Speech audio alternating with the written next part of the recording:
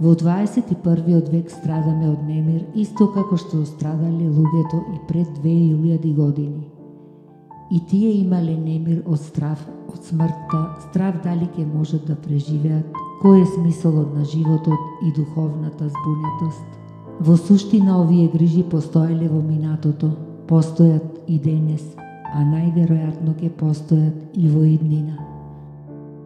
Стоичката филозофија на Сенека, која тогаш била корисна за ублажување на немирот, исто така е корисна и денес во современиот начин на живење.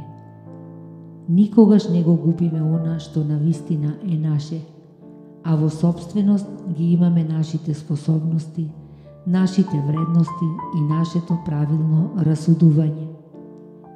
Целото наше богатство, родителите или нашите деца, не ни припаѓаат нам. Нашата вера, нашата способност, грижата за нашето здравје и дух е она што е наше и кое треба да го негуваме.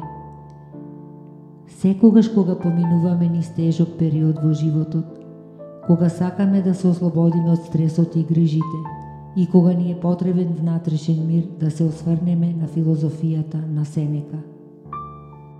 Кога животните ќе се соочат со вистинската опасност, едноставно бегаат, а после тоа се опуштаат.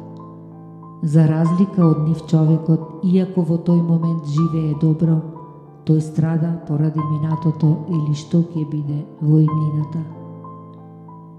Па тогаш да научиме од животните да не живееме во немир, освен ако навистина постои реална опасност.